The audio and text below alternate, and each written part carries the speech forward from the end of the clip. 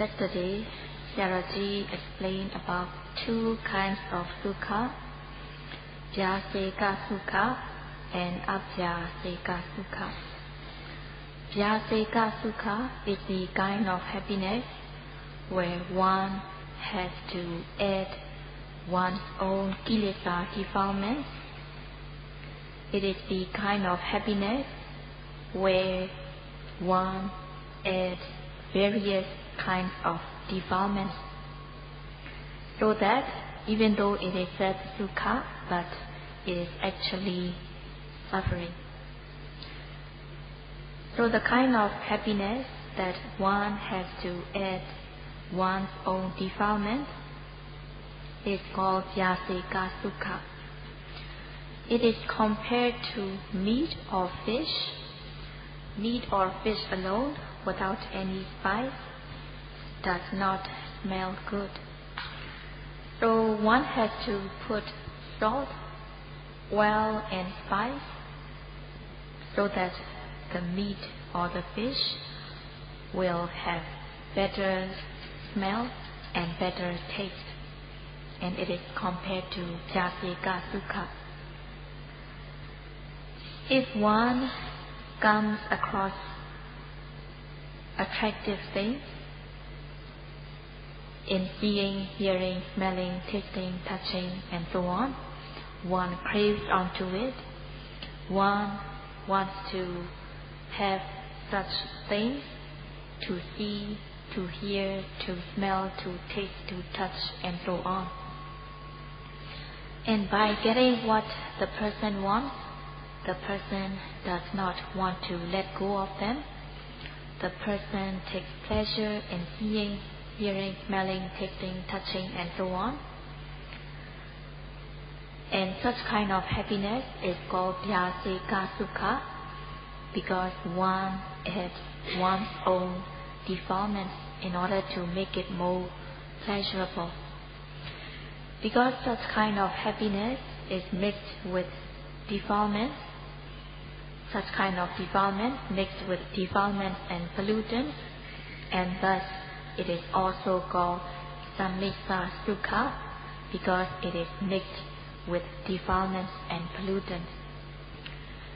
Because these kind of happiness are mixed with defilements and pollutants, they are impure and dirty, and thus such kind of happiness is called Parisuddha sukha, impure happiness. And such kind of happiness are also called Mila sukha or Anariya sukha. Mila means feces. So the kind of happiness is compared to feces because it is dirty and impure. And the happiness is called Mila sukha. If the person is liking such kind of happiness, the person is not disgusted with such kind of happiness, and such kind of happiness is called Anariya sukha because it is impure and not clean. Most of the people, they are happy with Vyaseka sukha, Mila sukha, Anariya sukha, and they are spending the whole life enjoying such kind of impure happiness. And also in the next existences as well, they keep on enjoying such kind of impure happiness, and they are absorbed or sunk in such kind of impure, dirty kind of happiness. So there is another kind of happiness, the happiness where one does not have to add one's own kilesa defilements, and thus the happiness is pure and clean. It is not mixed with defilements. Such kind of defilements are called Abhyaseka sukha because it is not mixed or it is not added with defilements. People who practice Vipassana meditation enjoy abhyasika sukha because the kind of happiness is not mixed with defilement. At the sixth sense door, the nama-rupa phenomena are arising as receptor element, striker element, and ignition element. These phenomena are arising continuously, and they are impermanent, suffering, and non-self. One has to know the truth that these nama-rupa phenomena are arising as striker element, receptor element, and ignition element. And also, one should know the characteristics of impermanent, suffering, and non-self. In order to know it, one should note with aim and effort so that one will have sustained mindfulness, the mind will fall calm and collected on the object, and thus one will know the true nature. So one will also be overcoming avijja, ignorance, when one comes to know the true nature. The defilements has no chance to arise when one is knowing the true nature. In this way, when kilesa defilements are overcome, kilesa vada, round of defilements, has no chance to arise. When there is kilesa vada, round of defilements, it will further lead to kamma vada, round of deeds or actions, and vipaka vada, round of resultant. By noting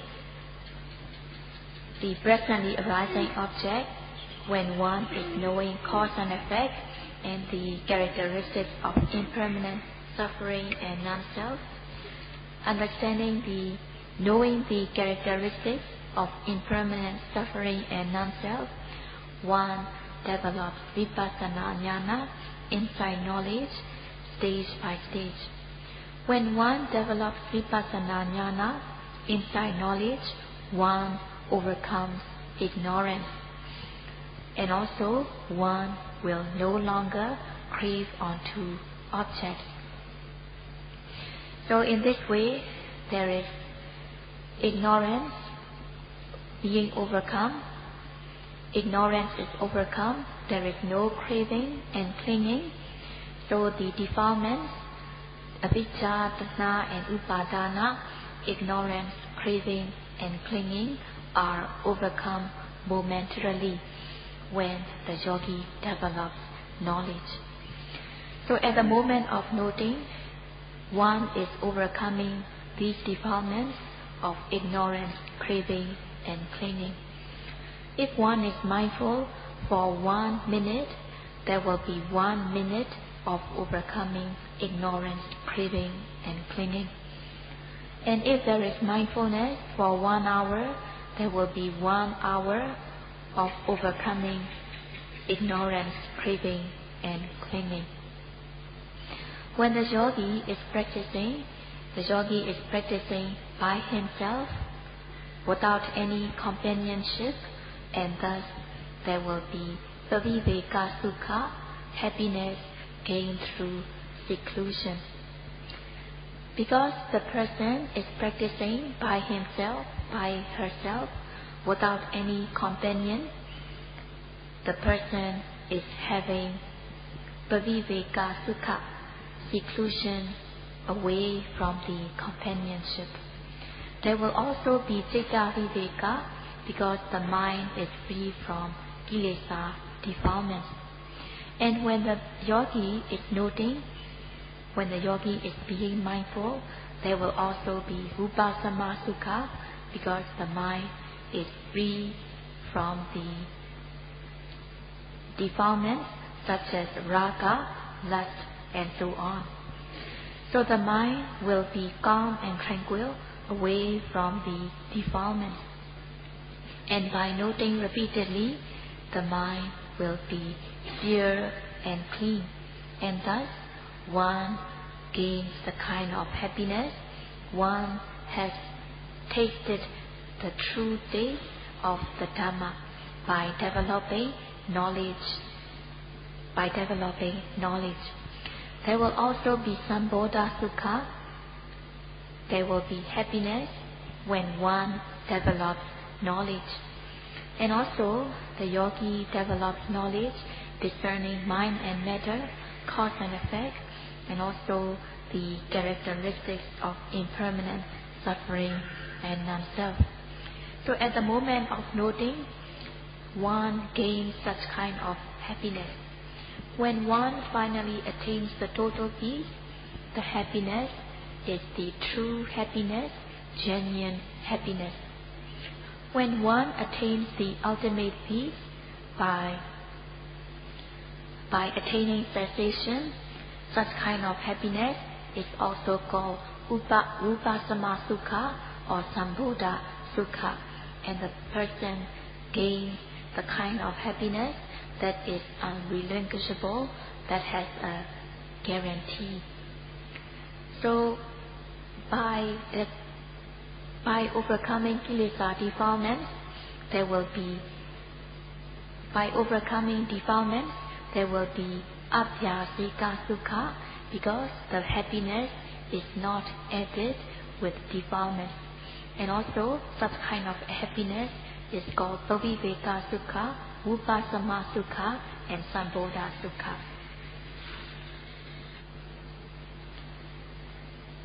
So the defilements arise when one is not mindful.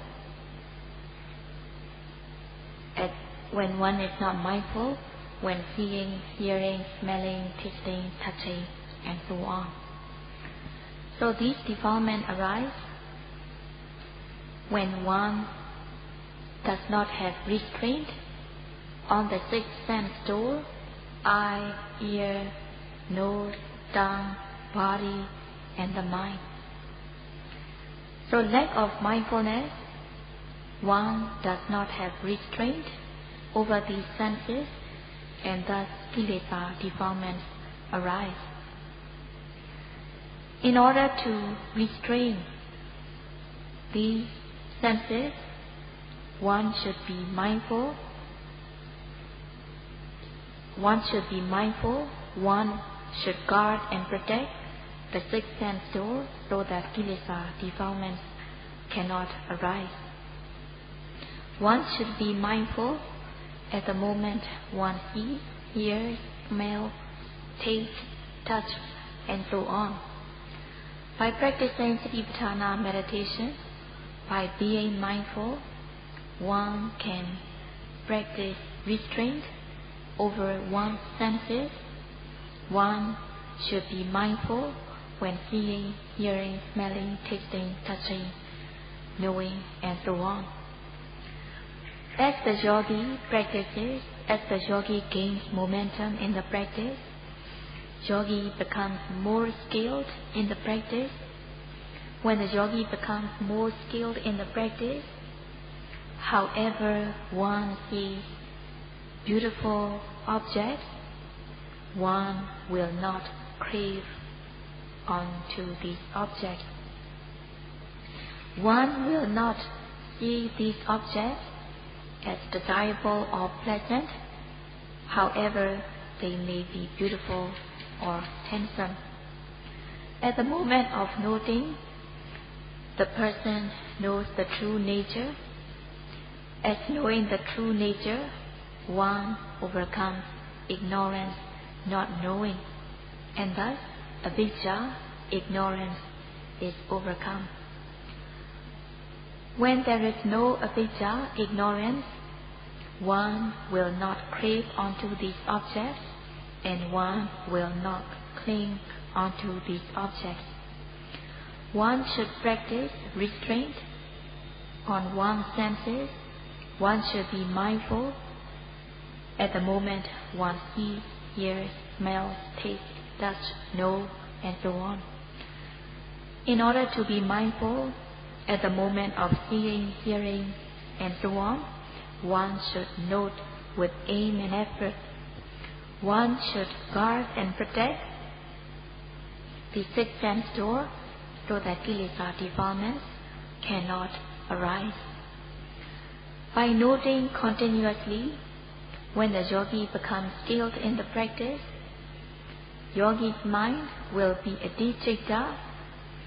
Yogi's mind will surpass the ordinary mind that is agitated by raga, lust, and so on. When one analyzes adicita, it consists of ardent effort, sustained mindfulness. When there is sustained mindfulness, mindfulness does not accept any defilement from arising.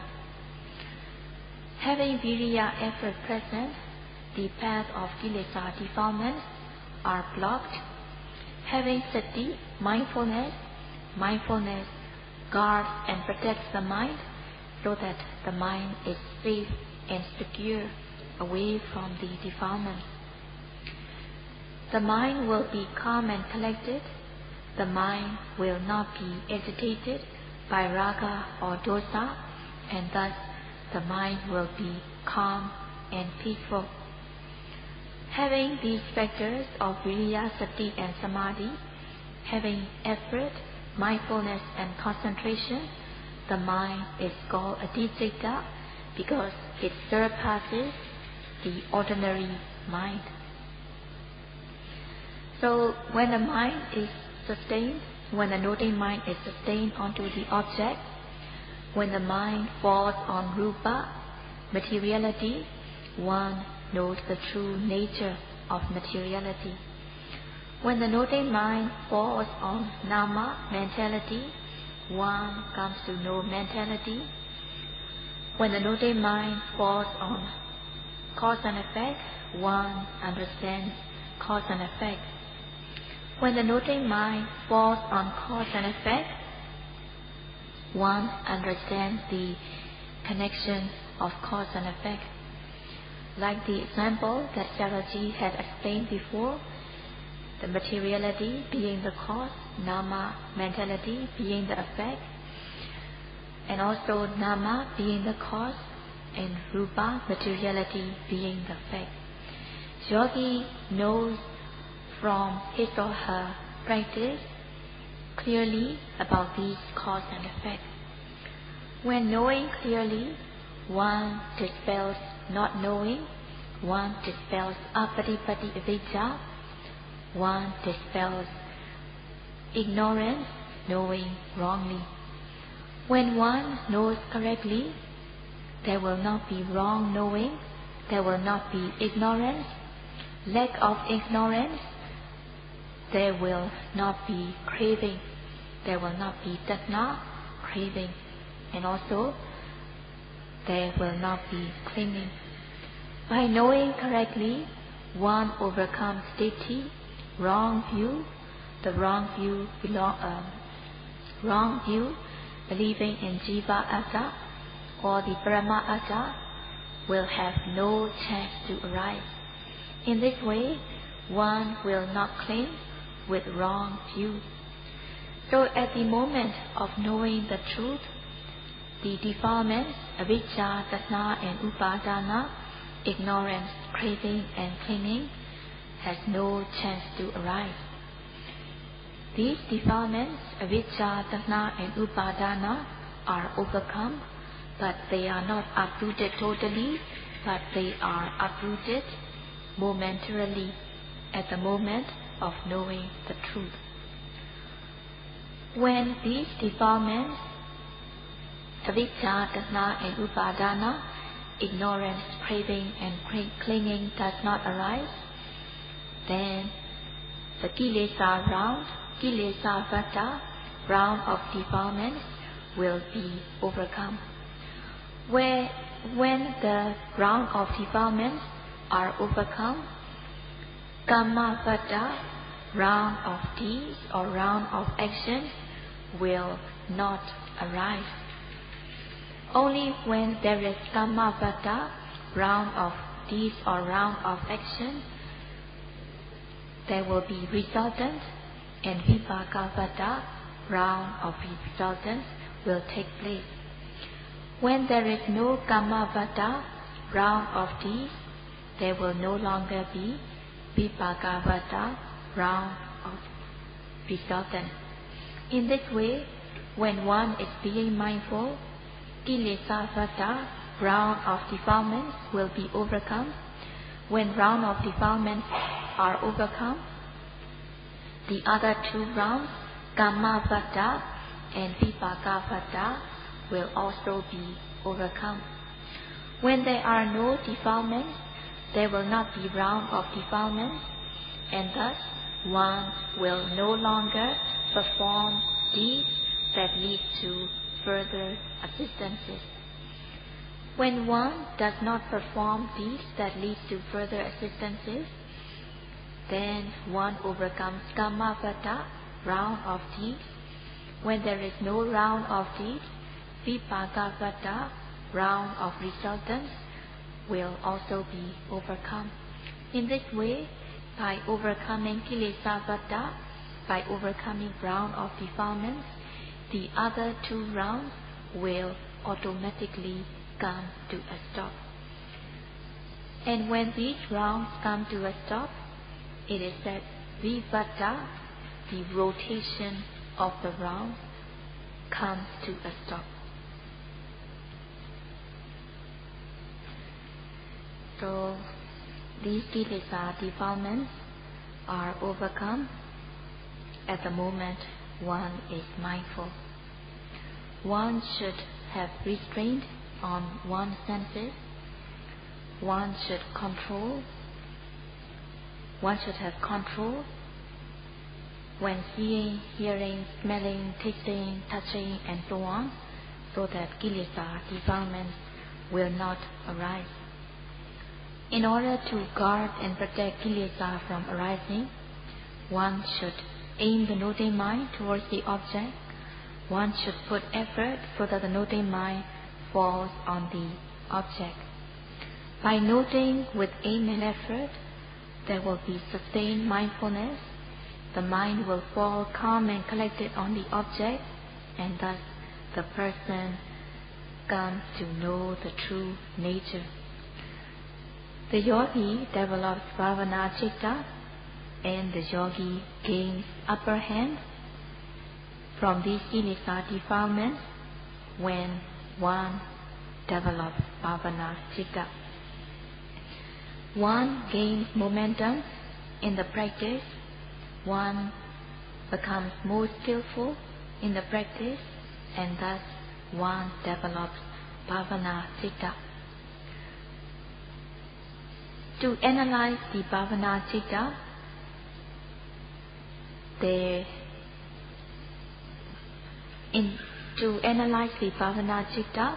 there is aiming, directing the noting mind towards the object. Aiming, directing the noting mind towards the object, it is one of the jhanic factors. And also, one exerts effort so that the noting mind reaches the object of meditation. Exerting effort does not accept kilesa defilements. And thus, there will be sustained mindfulness. When there is sustained mindfulness, mindfulness guards or protects the mind so that defilements cannot arise. The mind falls calm and collected on the object, and thus samadhi, concentration, is developed. So in this way, when one exerts effort, this effort is called samma vayama, right effort. And also there is sustained mindfulness, and this sustained mindfulness is called samma sati, right mindfulness. And the mind is calm and collected on the object of meditation. It is called samma samadhi, right concentration. So samma vayama, samma sati, and samma samadhi, they are concentration group. When this concentration group is present, the mind is calm and peaceful. So as the yogi aims the noting mind towards the object, yogi gains skillfulness in the practice. The mind is direct or face to face with the object. Aiming, directing the noting mind, it is called Samma Sankappa, right application. And with the support of Samadhi, concentration, one discerns the true nature. Discerning the true nature, it is Samadhi, right view. So the two, Samma Sankappa, right application and right view, they are Panya Maganga, they are wisdom group.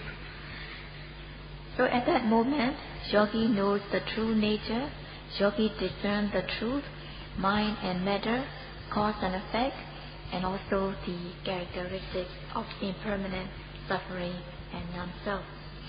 Discerning the truth, one develops Panya Maganga, the transgressive form of defilement. When one has sila, morality, one overcomes Priyuttana Kilesa, transgressive form of defilement. By developing knowledge, one overcomes latent or dormant form of defilement momentarily. In this way, in each noting, there are Samadhi Sikha, concentration training, and Panya Sikha, wisdom training, and thus the mind will be free from Priyuttana Kilesa, transgressive form of defilement. By practicing sila, morality, one refrains from bad action by body, speech, and mind. At the moment of practice, there is nothing to be refrained, there is nothing to refrain, but there is Sedana Sila, there is volition that one will refrain whenever there is things to be refrained from. In this way, there is Samma Vāca, Samma Kammanta, and Samma Ajiva, right speech, right action, and right livelihood. In this way, in each noting, there is Sila, Samadhi, Panya, morality, concentration, and wisdom involved in each noting. So there will be refraining from gross defilement, one will be suppressing medium defilement, and one uproots latent, one uproots refined form of defilement. In this way, in each noting, gross, medium, and refined form of defilement has no chance to arise.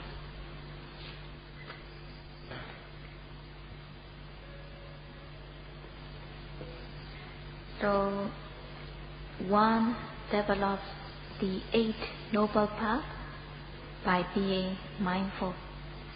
So in each noting, there are 8 factors of noble path. They are the 3 trainings, Sila, Samadhi, and Panya.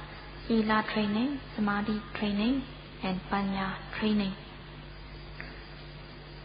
And also they are called Sila Sasana, Samadhi Sasana, and Panya Sasana. So each noting has the 8 factors of noble path, the 3 Sikha, Sila Sikha, Samadhi Sikha, and Panya Sikha. In another word, Sila Sasana, Samadhi Sasana, and Panya Sasana. By practicing the 8 noble paths, one can one can cut the round, one can cut the 3 rounds. So by practicing the 8 noble paths, or in other words, by practicing Sila, Samadhi, Panya, morality, concentration, and wisdom, one can cut the 3 rounds. By practicing Sila, by practicing morality, one can overcome the defilements, avijja, dana, and upadana, ignorance, craving, and clinging that can lead to transgression. By practicing samadhi, concentration, one can overcome obsessive defilements that can manifest in the mind. One should suppress these obsessive defilements. One should protect so that these defilements will not arise, and one should restrain one's sense faculties. One should be mindful so that kilesa defilements cannot arise. Even if these kilesa defilements arise, one should suppress it, cure it right away by being mindful. By practicing panya, by practicing wisdom, one can overcome latent or dormant form of defilement. By developing Vipassana knowledge, by developing insight knowledge, one can weaken these latent or dormant defilements. And by attaining Ariya Magga Jnana, by attaining path knowledge, one can uproot these latent or dormant defilements. So by practicing Sila, Samadhi, Panya, by practicing morality, concentration, and wisdom, one can overcome gross, medium, and refined form of defilement. By practicing, by being mindful, one discerns the truth, one discerns the true nature, one discerns the characteristics of impermanent suffering and non-self. In this way, one practices the three trainings, the three sikha, the three trainings, morality, concentration, and wisdom. It is taught that one should be mindful immediately as soon as one sees, one hears, one smells, one tastes, one touches, and one knows. One should guard and protect with mindfulness, and one should have restraint over one's senses. So whenever one sees, one should note, one should be mindful right away. Seeing consciousness, it is neither wholesome nor unwholesome. Seeing consciousness is the resultant consciousness. By being mindful at the moment one sees, it will stop at the seeing consciousness, and thus defilement will not arise connected with the seeing. So one should note at the moment one sees, one hears, one smells, one tastes, one touches, and one knows. By being mindful, one overcomes not knowing and knowing wrongly. Overcoming avidya, ignorance, there will not be craving. Craving will not have the chance to arise. So in this way, there will just be mere seeing. There will not be defilements such as ignorance or craving connected with the seeing. Defilements have no chance to arise. There will not be thinking that the object is good, beautiful, or pleasant. There will not be greed, or there will not be hatred or aversion connected with the seeing. In this way, by being mindful, there will be bhavana citta. Bhavana will become stronger and stronger, and one discerns mind and matter, cause and effect. By noting, one sees arising and passing away, and thus one discerns impermanence. When one sees that one is constantly tortured by arising and passing away, one also understands suffering, and also one understands that things are arising in their own accord. Discerning the impermanent, suffering, and non-self, one develops Vipassana Jnana, insight, knowledge.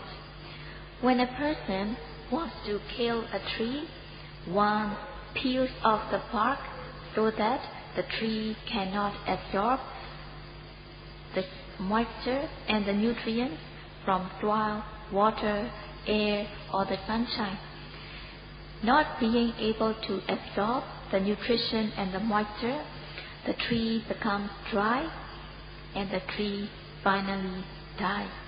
In the same way, when the yogi is being mindful, kilesa defilements have no chance to arise.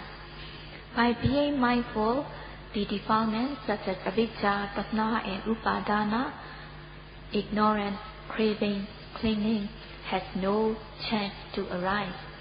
One is drying up the kilesa set by being mindful. When there is no kilesa defilement, one will no longer perform deeds that lead to further assistances. And thus, when there is no kamma-vada, the vipaka-vada round of resultants will also come to a stop. And thus, it is the way to stop, it is the way to overcome these sufferings.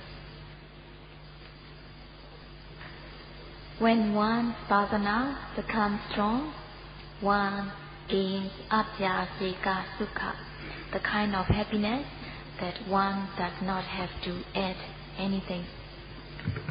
So by practicing Satipatthana meditation, one loses vyasika sukha, the kind of happiness where one adds one's own raga, lust, into the pleasure or the happiness. But it is worthy of giving up vyasika sukha in order to gain abhyasika sukha, which is free from the mixture of kilesa defilement. When there is no mixture of kilesa defilement, the kind of happiness that is gained is pure and clean. The kind of happiness is not mixed with defilement, and thus it is called asamisa sukha.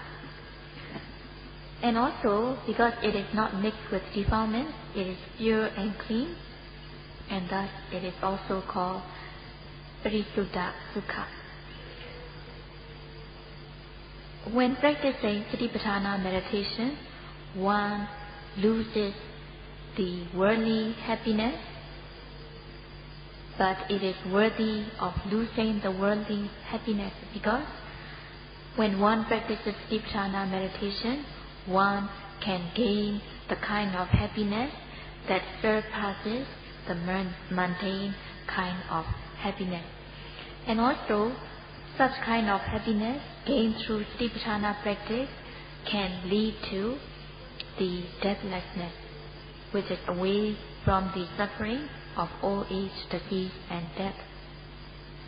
By becoming a Sotapanna, by becoming a stream enterer, by gaining the first path of knowledge, one will only have 7 assistances to follow. There will only be 7 future assistances when one has attained a stream enterer. So the person will be much relieved when she becomes a stream enterer, a Sotapanna. Being free from old age, disease and death, there will be a lot less suffering. But some of the people, they think that only if they have nama rupa, mind and matter, they can see, they can hear, smell, taste and touch and so on. So without nama rupa, there will not be anything to see, hear, smell, taste or touch.